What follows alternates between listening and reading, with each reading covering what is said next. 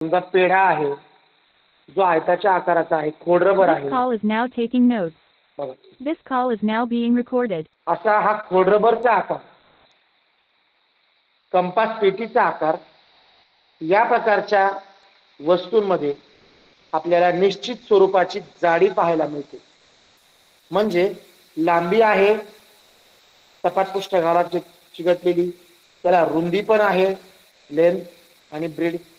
पण या ठिकाणी तिसरी एक गोष्ट आहे ती म्हणजे याची उंची, आणि उंचीलाच आपण जाडी असं म्हणू शकतो. बघा हाईट. आपला मोबाईलचा चार्जरचा जो गट्टू आहे तो गट्टू देखील लांबी, रुंदी आणि जाडी असलेला एक वेगळा आकार आहे.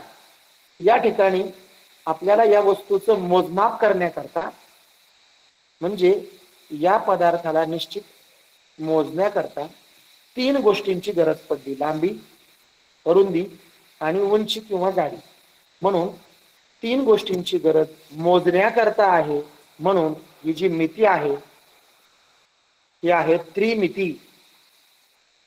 म्हणजे त्रि वरून 3, मिती म्हणजे मोजणे.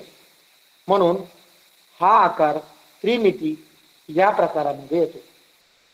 द्विमित प्रकारच्या आकारामध्ये 2 गोष्टी आणि 2 मिती म्हणजेच डायमेन्शन्स, त्यालाच आयाम हा शब्द आहे. 2 आयाम, डायमेन्शन्स. या ठिकाणी 3D, 3 डायमेन्शनल ऑब्जेक्ट्स प्रकारच्या, 3D या प्रकारच्या या वस्तू आहेत. तर बेसिक फरक काय, तर अशा प्रकारची जाडी की जी आपण अनुभवू शकतो. म्हणजे एखादा कागद आहे, खूप पातळ आहे, तो कागद आपण पृष्ठभागावर ठेवला, पण त्याला खूपच अतिसूक्ष्म जाडी आहे, ती जाडी आपण अनुभवू शकत नाही. म्हणजे कागद हा 2D या प्रकारामध्ये येतो. तर कागदापेक्षा थोडी जास्त जाडी असलेली जर एक बर्फी असेल, खाण्यातली बर्फी किंवा खोडरबर असेल, तर त्याची जाडी आपण बोटांनी, हाताने स्पर्श करून पाहू शकतो. म्हणून तो 3D या प्रकारामध्ये आहे. तर अशा प्रकारे आपण त्रिमित वस्तू आणि द्विमित वस्तू यांच्यामधला फरक पाहिला. द्विमित वस्तूमध्ये x आणि y हे 2 अक्ष असतात, ऍक्सिस असतात. आणि त्रिमित वस्तूमध्ये 3 ऍक्सिस असतात, 3 axis, x, y and z. एका प्रतलामध्ये असलेले हे 3 अक्ष. ठीक आहे. चला आता आपण पुढे पाहूया. पहा, भौमितिक आकार, त्रिमित वस्तू. आता या आकारांमध्ये कोणकोणते आकार द्विमित आहेत आणि कोणते आकार त्रिमित आहेत हे आपण पाहूया. त्यातला पहिला आकार जो आहे तो चौरसाचा आहे, चौकोनाचा एक प्रकार आहे. पहा, याला निश्चित जाडी नाही, हा फक्त एका प्रतलावर सपाट पृष्ठभागावर काढलेला आकार आहे. म्हणजे निश्चितच हा 2D या प्रकारचा आहे, द्विमित प्रकारचा आहे. त्याच्या खालचा आयताचा सुद्धा द्विमित आहे. त्रिकोण, त्रिकोण सुद्धा द्विमित. आता वर्तुळ पहा, तुम्ही म्हणणार सर वर्तुळावर कुठं लांबी आणि रुंदी आहे, पण वर्तुळ हे ज्या त्रिज्येने तयार झालेले आहे ती त्रिज्या वापरून वर्तुळाच्या सपाट पृष्ठभागावर काढलेला आकार आहे. म्हणून ही त्रिज्या, तो वर्तुळाचा आतला आकार मोजण्याकरता ही त्रिज्या आपण 2दा वापरायची आहे. त्रिज्या गुणिले त्रिज्या, आणि त्याला ठराविक एका संख्येने गुणायचं आहे. ती संख्या आहे पाय. म्हणजे वर्तुळाचं क्षेत्रफळ पाय r स्क्वेअर. मग 2 वेळा त्रिज्या घेतली.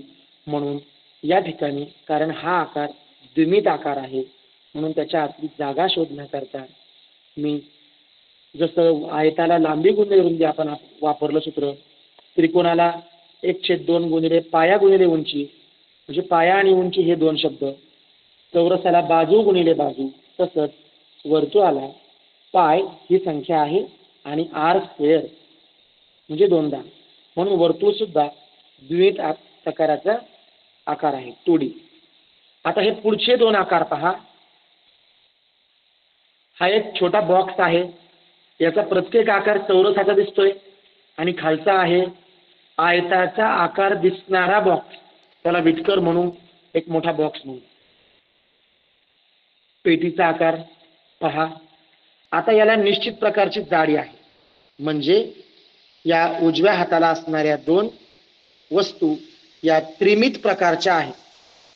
ठीक आहे, म्हणजे यांचा आकार त्रिमिती आकाराचा आहे, म्हणून या त्रिमित वस्तू आहेत.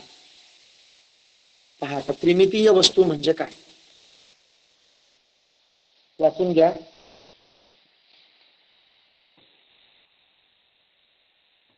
त्रि म्हणजे तीन, मिती म्हणजे मोजणे. ज्या वस्तूंना मोजण्यासाठी तीन गोष्टींची आवश्यकता आहे, ज्या वस्तूंची लांबी, रुंदी व उंची ही तीनही मापे मोजता येतात किंवा ती मापे जाणवतात, त्यांना त्रिमितीय वस्तू असे म्हणतात. बघा, पुस्तक, कपाट, डस्टर या प्रत्येक ठिकाणी लांबी, रुंदी आणि जाडी किंवा उंची हे आहे, म्हणून यांना त्रिमितीय वस्तू असे म्हणतात. आता पहा, त्रिमितीय वस्तूमध्ये मगाशीच मी सांगितलं, लांबी, रुंदी आणि उंची ही आहे एक्स, वाय आणि झेड. आता द्विमितीय वस्तू, फक्त लांबी व रुंदी असणाऱ्या, जाडी नसलेल्या किंवा नगण्य जाडी. आता नगण्य शब्द आहे बघा. नगण्य म्हणजे काय, गण्य नाही. गण्य म्हणजे मोजणे, ज्याला मोजता येणार नाही अशी जाडी, खूपच कमी जाडी, म्हणजे लांबी व रुंदी आहे पण जाडी कमी आहे, अशा वस्तूंना, सावली असेल, कागद असेल, अशा वस्तूंना आपण द्विमितीय वस्तू म्हणू शकतो. द्विमितीय वस्तूमध्ये बघा, त्यांनी आतल्या बाजूला कागद आहे, त्याला फक्त लांबी आणि उंची म्हणजे जाडी, तर ती जाडी या ठिकाणी रुंदी या शब्दाने आपण घेतलेली आहे, लांबी आणि रुंदी. पहा, द्विमितीय व त्रिमितीय वस्तू. चित्र जी आपण काढली ती सगळी चित्र कागदावर आहेत, म्हणजे ती चित्र द्विमितीय आहे. पण त्या चित्रांच्या ज्या वस्तू आहेत प्रत्यक्ष, त्या त्रिमितीय आहेत. म्हणजे बादलीचे चित्र असेल तर ते द्विमितीय, कारण ते कागदावर आहे, आपण त्याला स्पर्श करून प्रत्यक्ष बादलीसारखं त्याला हात लावू शकत नाही. चित्राला हात लावू शकतो पण बादलीसारखं त्याला अनुभवू शकत नाही. आणि बादली असेल तर त्याला निश्चित उंची आहे, तीच त्याची जाडी असते, म्हणून प्रत्यक्ष वस्तू ही त्रिमितीय आणि त्यांच्या कागदावर असलेलं चित्र म्हणजे द्विमितीय. आता पहा, द्विमितीय व त्रिमितीय वस्तू. या ठिकाणी एका चित्रामध्ये त्याचा द्विमितीय समोरून दिसणारा आकार तो आहे चौरसाचा आकार, आणि या चौरसाची त्रिमितीय जी वस्तू आहे ती या ठिकाणी तुमच्या समोर आहे. बघा, आपण यात्रेमध्ये जो क्यूब घेतो बघा, तो क्यूब सगळ्या बाजूंनी चौरसाच्या आकाराचा असतो. त्याला 6 पृष्ठभाग आहेत आणि हे 6च्या 6 पृष्ठभाग चौरसाच्या आकाराचे असतात, म्हणून त्याला क्यूब असे नाव पडते, घन. आणि इकडे उजव्या हाताला बघा, जो आकार आहे त्याचा द्विमित आकार आयताचा आहे आणि याचे सुद्धा 6 पृष्ठभाग आहेत. याच्या 2 जोड्या म्हणजे 4 आकार हे फिक्स आयताचे असतात आणि 2 आकार चौरसाचे येऊ शकतात, किंवा 6च्या 6 पृष्ठभाग आयताकृती आहेत असं म्हणता येईल. अशा आकाराला आपण इष्टिकाचिती प्रकारची वस्तू असे म्हणतो. ही त्रिमित वस्तू आहे, पण त्याचा दिसणारा मुख्य आकार आयताचा तो द्विमित आहे. म्हणजे त्रिमितीय आणि द्विमितीय यातला फरक या ठिकाणी दाखवलेला आहे. बघा, त्रिमितीय वस्तू एकदा वाचून घ्या बरं. त्रिमितीय वस्तू, त्रिमितीय वस्तू त्यांच्याकडे समोरून, बाजूने व वरून पाहिल्यावर कशा दिसतात याचे निरीक्षण करू. पहा, त्या वस्तू हत्ती समोरून पाहताना असा दिसेल. हत्तीचे मी चित्र म्हणत नाहीये, लक्षात ठेवा. प्रत्यक्ष हत्ती तुम्ही पाहताय अशी कल्पना करा.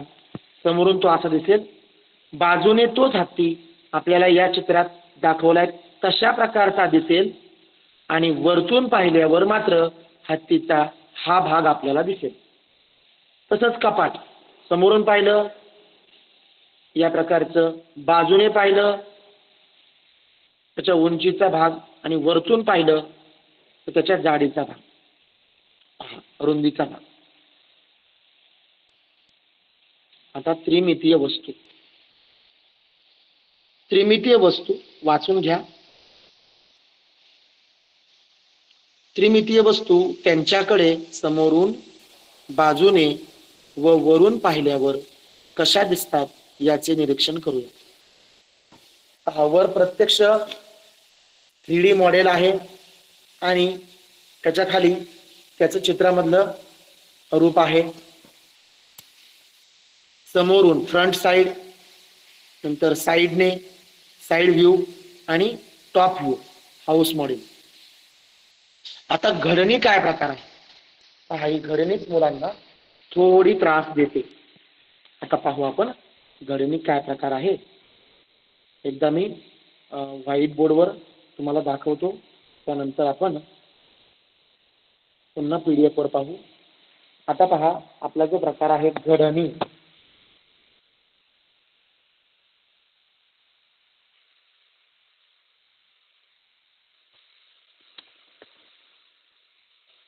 त्रिमितीय वस्तू, 3 डायमेन्शनल ऑब्जेक्ट अँड नेट. घडणी म्हणजे नेट, घडण. आता एकदा मराठी अर्थ जर आपण समजून घेतला तर आपण म्हणतो ही घडण खूप चांगली आहे, म्हणजे याला खूप छान बनवलेलं आहे. तर घडणी काय? समजा तुमच्या समोर एखादी त्रिमित वस्तू आहे. ही त्रिमित वस्तू मी असं समजतो की यात्रेमधला हा खेळण्यातला क्यूब आहे, जो क्यूब तुम्ही सॉल्व्ह करता बघा. मग हा क्यूब बनवला कसा? हा क्यूब बनला कसा? तर तो बनताना काहीतरी निश्चित प्रोसिजर आहे, त्याला एक प्रक्रिया आहे. आपण आता उलट मागे जाऊ.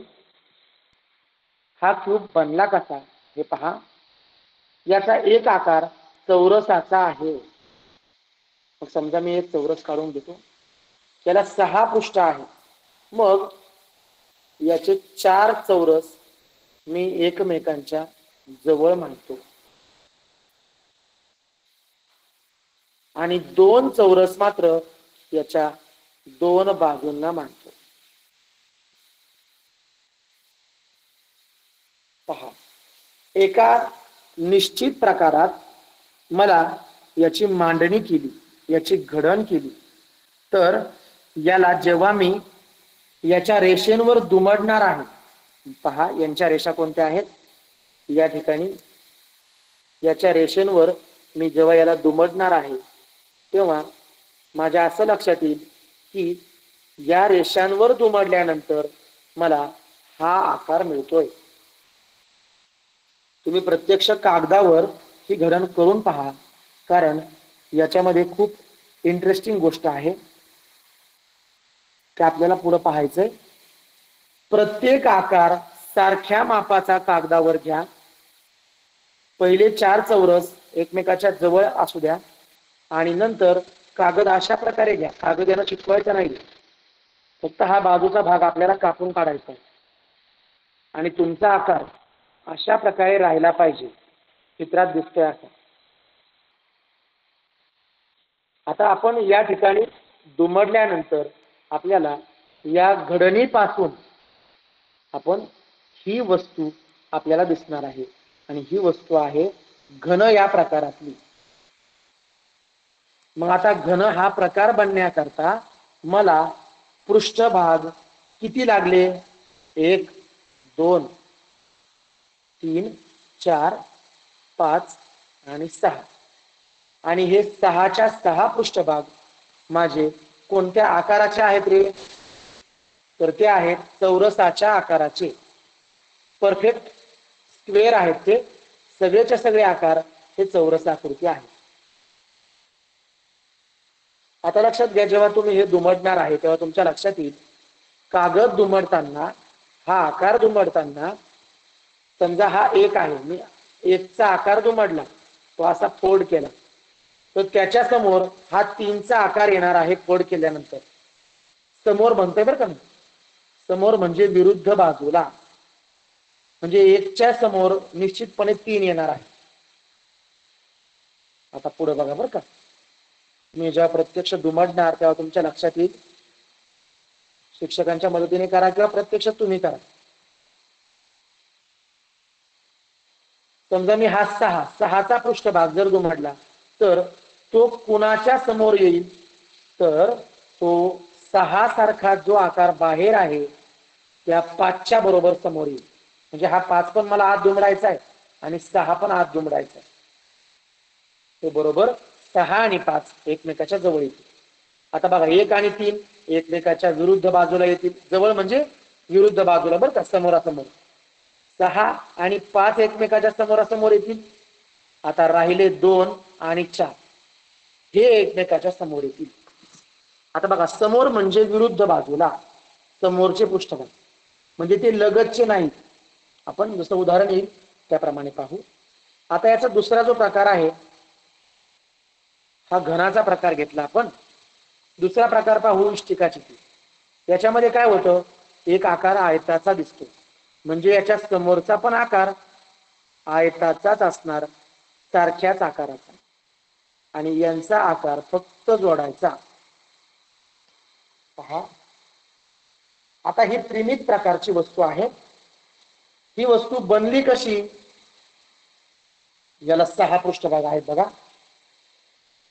आता याचे 6च्या 6 पृष्ठभाग आयताकृती आहेत असं आपण समजू. 1 2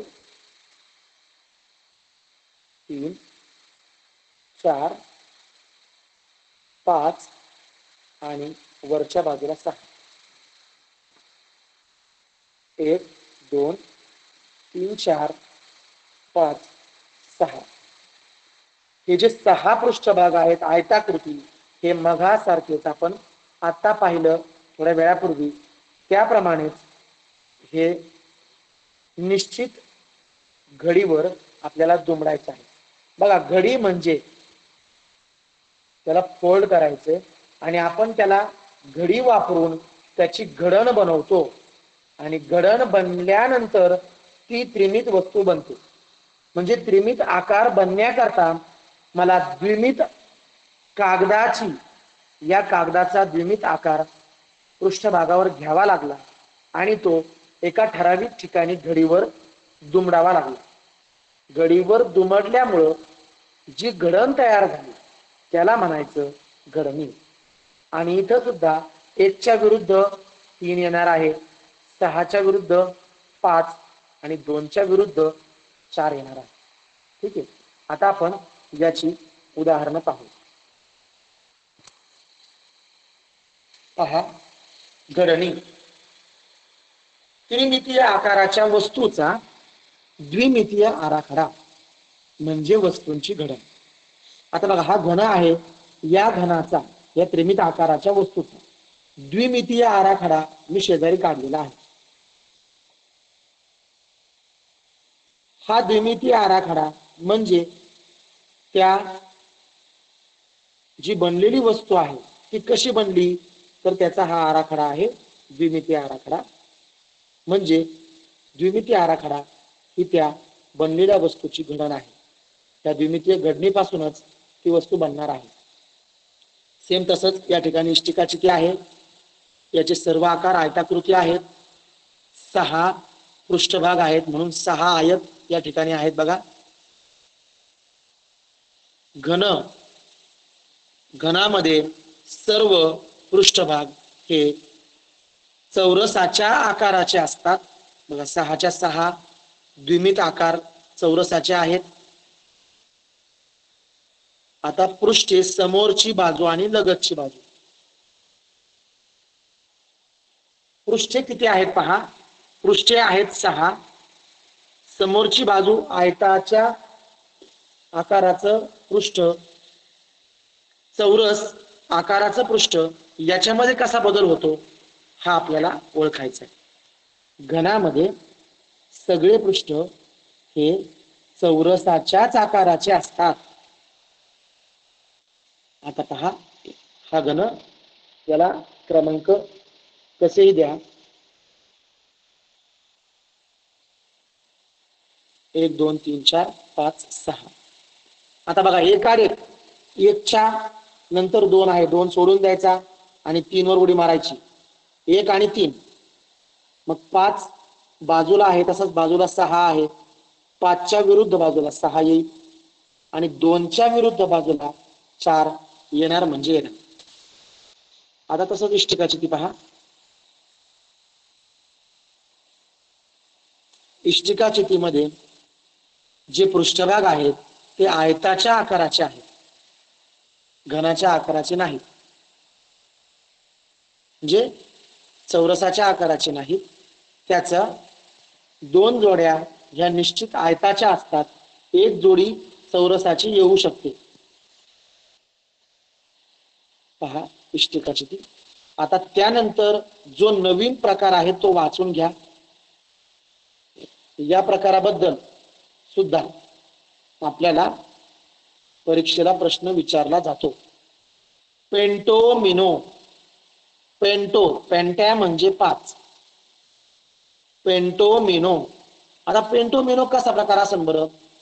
बघा हा जो बॉक्स आहे, हा बॉक्स नीट पहा, वरच्या बाजूने हा बंद नाही, म्हणजे हा बॉक्स वरतून उघडा आहे. याचे फक्त 5 पृष्ठभाग आहेत. 6वा पृष्ठभाग या ठिकाणी याचा बंद नाहीये, तो उघडा आहे. आपण असं समजू हा घनाच्या आकाराचा एक बॉक्स होता, पण याचं वरचं पृष्ठभाग वरचा हा काढून टाकलेला आहे. म्हणजे याच्यामध्ये 5 पृष्ठ आहेत. 5 पृष्ठभाग असलेला द्विमित आकार वापरून तयार झालेल्या घडणीने पेंटोमिनो बनतो. मग 6 पृष्ठभाग असतील तर त्याला आपण घन म्हणणार. तोच आकार आयताचा असेल त्याला इष्टिकाची ती म्हणणार. पण जर 5 पृष्ठभाग असतील तर त्याला पेंटोमिनो असं नाव आहे. पेंटोमिनो. आता घडणी बघा कशा आहेत. आता ही त्रिकोणाचिती आहे, ज्याचा पाया हा जर त्रिकोण असेल, म्हणजे त्रिकोणाच्या बाजूने याला खाली ठेवलं पृष्ठभागावर, तर त्याच्या वरच्या बाजूला सुद्धा त्रिकोणच दिसणार. चिती या शब्दाचा अर्थ असा की जो खालचा आकार आहे तोच वर दिसतो सेम. पहा आता हे मी तुम्हाला व्हाईट बोर्डवर समजावून सांगतो. खालचा आकार आणि वरचा आकार सेम टू सेम दिसतो, त्याला आपण चिती म्हणायचं. चिती काय आहे. त्रिकोणाचिती, त्रिकोणचिती आणि वृत्तचिती. वृत्त म्हणजे वर्तुळ. बघा हे शब्द आपल्याला, जरी हे शब्द पुढच्या वर्गांना कामं येत असतील तरी तुम्ही लक्षात घ्या चिती काय भानगड आहे. समजा मी आधी वृत्तचिती पाहतो. खालचा आकार जर वर्तुळाचा आहे तर याच्या वरचा टॉपचा आकार सुद्धा सेम त्याच वर्तुळाचा आहे. अशा प्रकारच्या ज्या त्रिमित वस्तू आहेत त्यांना चिती म्हणायचं. म्हणजे आपल्या घरी असणारा पिंप, पिंप म्हणजे स्टीलची टाकी पाण्याची,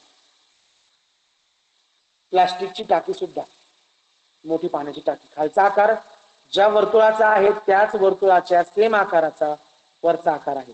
आता इथं त्रिकोणचिती सुद्धा जसा खालचा आकार तसाच सेम वरचा आकार. बघा, हे काढल्यानंतर द्विमित आकार असा दिसतो, पण प्रत्यक्ष तुम्ही त्रिकोणाची ती अनुभवून पहा. खालचा आकार त्रिकोणाचा, वरचा पण आकार त्रिकोणाचा. ही वर्तुळ आहे म्हणून याला वृत्तची ती नाव आहे, हे त्रिकोण आहे म्हणून याला त्रिकोणाची ती म्हणतात. ठीक आहे, चला आपण आता पुढे जाऊया. तर या घडणी आहेत, घडणी या द्विमित आकाराच्या असतात, पण त्या द्विमित आकाराच्या घडणीपासून बनलेली वस्तू ही त्रिमित आकाराची असते. आता आपण प्रत्यक्ष प्रश्नांना सुरुवात करूया. चला, पहिला प्रश्न वाचून घ्या.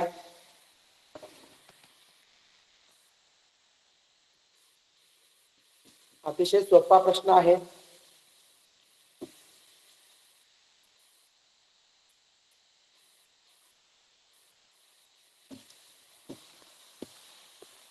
ज्या वस्तूंना फक्त लांबी व रुंदी असते, बघा लांबी आणि रुंदी आहे दोन गोष्टी आहेत, पण उंची नाही, उंची नसते, दोनच गोष्टी आहेत. त्यांना दोनला शब्द कोणता आहे बघा, द्वि.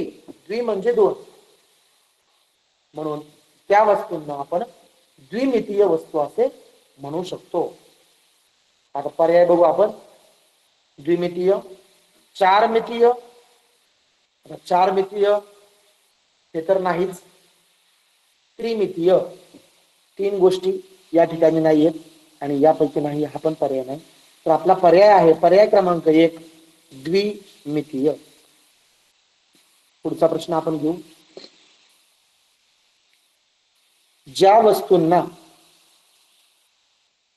लांबी, रुंदी व उंची असते आणि उंची असते, बघा लांबी आहे, रुंदी आहे आणि उंची पण आहे, अशा वस्तूंना टिंबटिंब वस्तू असे म्हणतात. आता तिन्ही गोष्टी आहेत म्हणजे त्रिमितीय, म्हणून द्विमितीय नाही, चार मितीय नाही आणि यापैकी नाही, हा पर्याय कट होईल. त्रिमितीय वस्तू पर्याय क्रमांक 3.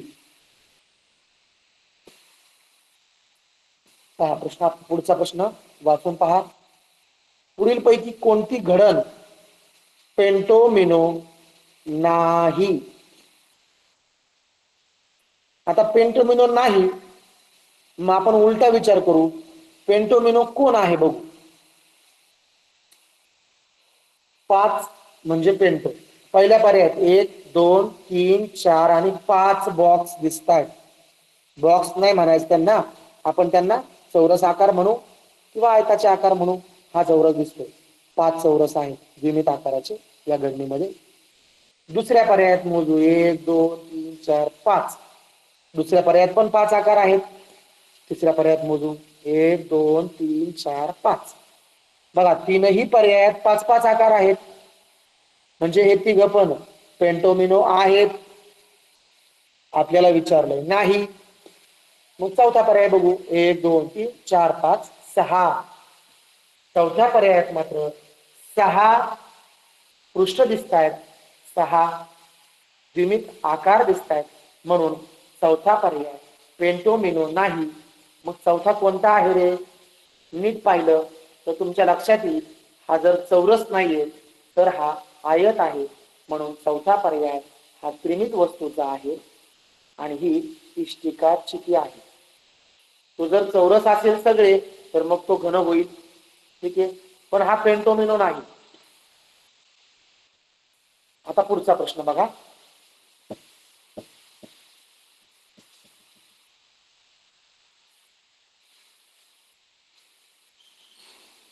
प्रश्न अतिशय सोपा आहे. खालीलपैकी कोणत्या घडणीपासून डबा तयार होईल? आता डबा तयार करायचा आहे म्हणजे हा बंद डबा आहे.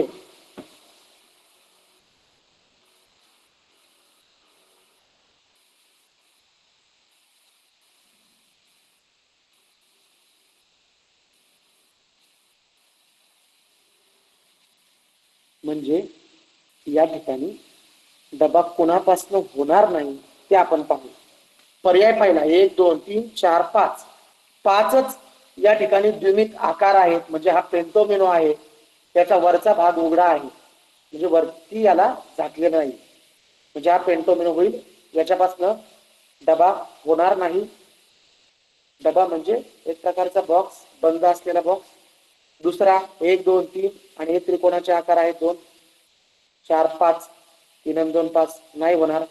तिसऱ्या आकारामध्ये 1 2 3 4 5 6, ठीक आहे, या ठिकाणी 6 आहेत. 1 2 3 4 5 6, इथं पण 6 आहेत. हे थोडा जर विचार केला तर डबा हा आपण आयताकृती जर विचार केला तर डब्याची उंची ही जास्त असते खालच्या त्याच्या पृष्ठभागाच्या बाजूंपेक्षा. म्हणजे निश्चितच डबा हा इष्टिकाचिती या प्रकारातला आहे. चौरसाच्या प्रकारातला डबा म्हणजे घनाचा प्रकार, असा डबा निश्चितच नसतो, कारण त्याची जी उंची आहे ती जास्त असते. चौथ्या पर्यायात तुम्ही पहा, आपल्याला आयताचे आकार दिसत आहेत, पण तिसऱ्या पर्यायात सगळे आकार चौरसाचे दिसत आहेत. तिसरा घन होईल आणि चौथा इष्टिकाचिती होईल. दोन्ही घडणींपासून त्रिमित वस्तू होत आहे, पण तिसऱ्या पर्यायात घन आकार होईल, घन वस्तू होईल. चौथ्या पर्यायात इष्टिकाचिती वस्तू होईल. आता डबा वृत्तचिती आकाराचा गोल डबा तो वेगळा, आणि या ठिकाणी चौकोनी आकाराचा इष्टिकाचिती आकाराचा डबा अपेक्षित आहे. म्हणून पर्याय क्रमांक 4 हे उत्तर या ठिकाणी बरोबर येईल. पुढचा प्रश्न पहा.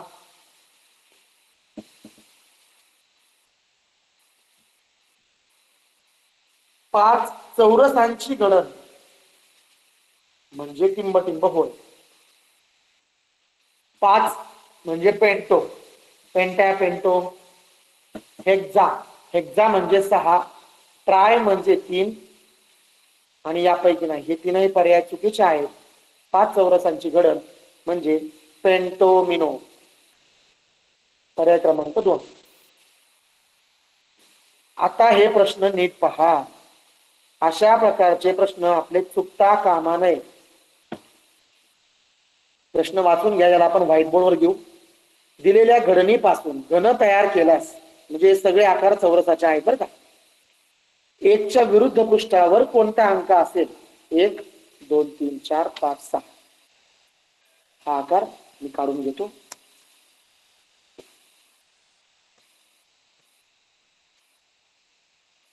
पहा, 1 च्या विरुद्ध पृष्ठावर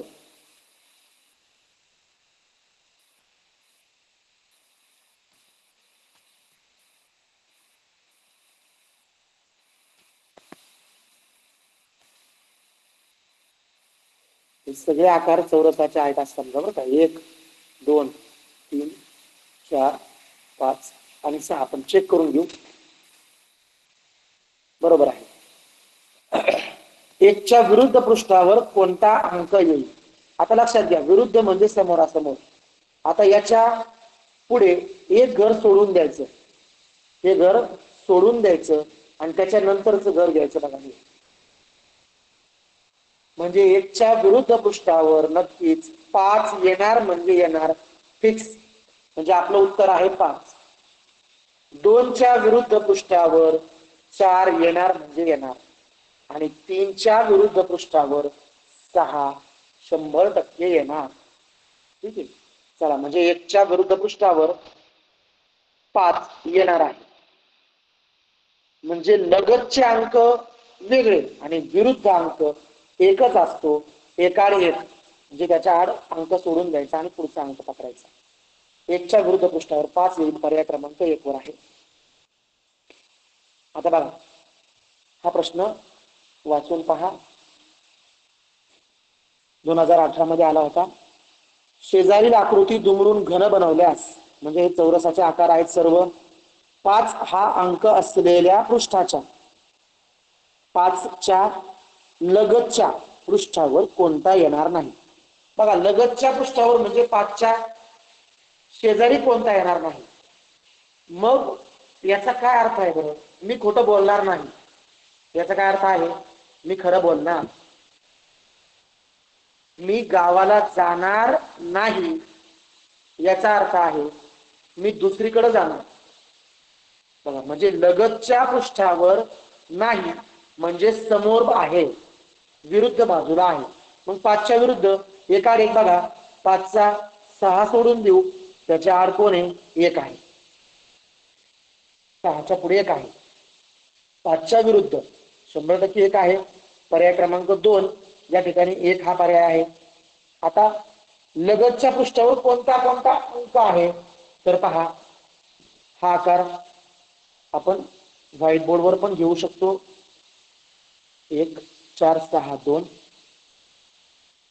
1 4 6 2 पहा,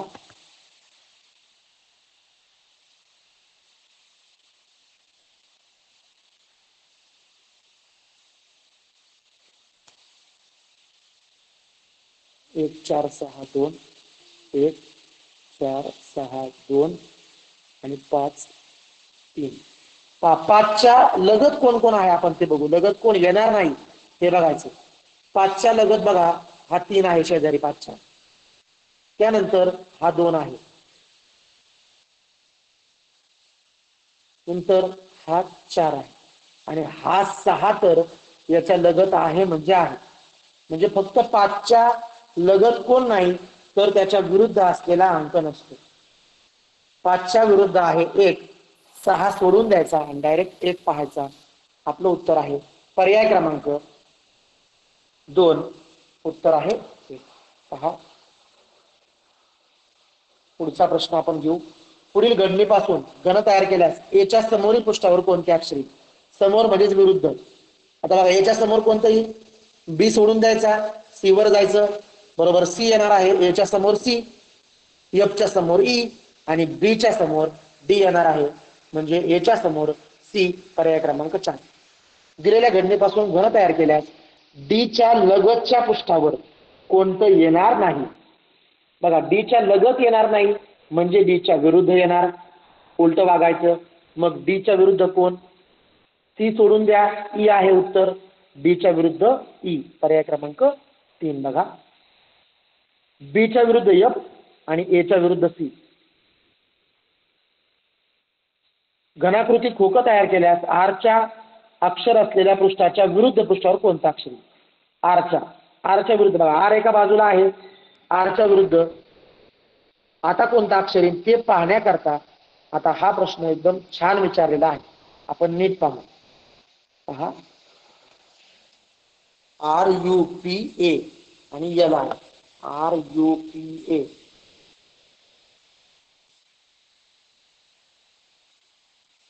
पहा, आकृती अशी आहे.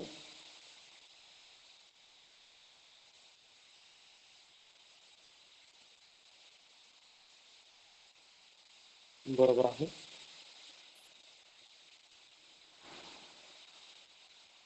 हा प्रश्न खूपच इंटरेस्टिंग आहे बरं का. नीट पहा, थोडा उशीर होऊ द्या. RUPA LI, RUPAL आणि आर. पण नीट चेक करू बरोबर लिहिलंय का. ओके, आपल्याला प्रश्न काय विचारलाय ते आपण पाहू. प्रश्न आपल्याला विचारलाय, आर अक्षर असलेल्या पृष्ठाच्या विरुद्ध पृष्ठावर कोणतं अक्षर येईल? आरच्या विरुद्ध कोण येईल?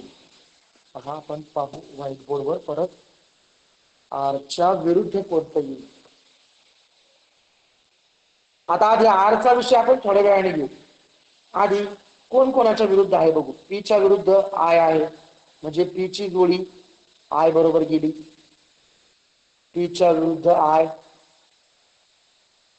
आता ए एका बाजूला आहे आणि यू एका बाजूला आहे.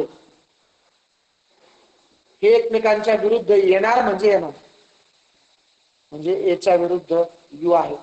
आपल्याला आपलं जर उत्तर काढायचं असेल ना, तर उत्तराकडे आपण नंतर जायचं. त्याच्यापासून वेगवेगळं काय आहे ते चेक केलं आपण. मग आता उरलंय काय? आरच्या विरुद्ध 100% यल येणार. तुम्ही गणन करून पहा. आरच्या विरुद्ध यल आहे म्हणजे आहे, पर्याय क्रमांक एक याचं उत्तर आहे. पुढचा प्रश्न घेऊ. खालील आकृती दुमडून घन बनवल्यास लाल रंगाच्या लगतचे पृष्ठ खालीलपैकी कोणत्या रंगाचे नाही येऊ शकणार नाही? बर, लालच्या लगत येऊ शकणार नाही, मग लालच्या पुढे येणार, विरुद्ध बाजूला येणार. आणि लक्षात घ्या, विरुद्ध बाजू शोधताना आपण एकाड एक पाहिलं आणि जे बाजूचे आहेत त्या बाजूला पाहिलं. मग या ठिकाणी लालच्या विरुद्ध कोण येईल ते पाहण्याकरता जांभळ्याच्या विरुद्ध कोण येईल रे? पहा, निळ्या सोडून द्या, जांभळ्याच्या विरुद्ध हिरवा येणार. पिवळ्याच्या विरुद्ध हिरवा सोडून द्या, निळा येणार. हे चौघजण गेले, मग राहिले कोण? लाल आणि नारंगी. म्हणजे लालच्या विरुद्ध नारंगी 100% येणार. लालच्या लगत नारंगी कधीच येणार नाही. म्हणून लालच्या लगत नारंगी नाही, कारण ते समोर आहे. लगत म्हणजे शेजारी. ठीक आहे, पर्याय क्रमांक 2. आता पुढचा प्रश्न बघा. घन बनवल्यास 4 हा अंक असलेल्या पृष्ठाच्या लगतच्या पृष्ठावर कोण येणार नाही? 4च्या लगत कोण येणार नाही? आता बघा, 4च्या लगत 9 आहे आणि 1 आहे. 9 पर्याय तर गेला. 9च्या लगत, 9च्या विरुद्ध बाजूला 25 आहेत. आपल्याला 4च्या लगत नको, म्हणजे 4च्या विरुद्ध पाहिजे. मग 9च्या विरुद्ध 25 आहेत, त्यामुळे 25 पर्याय पण गेला. राहिले 16 आणि 36. मग आपण नीट जर पाहिलं तर 4च्या लगत 4 दुमडल्यावर 16 दुमडला जाईल, म्हणून 4च्या लगत 16 आहे. मग 4च्या विरुद्ध फक्त 36 उरला. आणि ही गणन जर तुम्हाला शंका असेल तर प्रत्यक्ष करून पहा. 4च्या विरुद्ध बाजूला 36 येईल, म्हणून 4च्या लगतच्या पृष्ठावर 36 येणार नाही. धन्यवाद. पहा, फक्त शेवटचा प्रश्न हा जो आहे याचा प्रत्यक्ष तुम्हाला गणन करून पहा. 9च्या विरुद्ध बाजूला 25 आहे. 4च्या जवळ जर 9 आहे तर 4च्या जवळ 25 सुद्धा येतील. म्हणजे 9 पर्याय गेला, 25 गेला, फक्त 16 आणि 36 हे राहिले. तर 4ला दुमडल्यावर 16ला पण आपण जर दुमडलं तर 4 आणि 16 जवळजवळ येतील, पण 36 मात्र त्याच्या विरुद्ध येईल. ठीक आहे, चला धन्यवाद. आजचा हा तास जरा अति पावसाच्या कारणाने थोडा टेक्निकल प्रॉब्लेम आला, पण काही हरकत नाही. धन्यवाद खोपकर सर. आजचा तास आपण या ठिकाणी थांबवतोय. धन्यवाद सर, छान केला पाठ. सर धन्यवाद.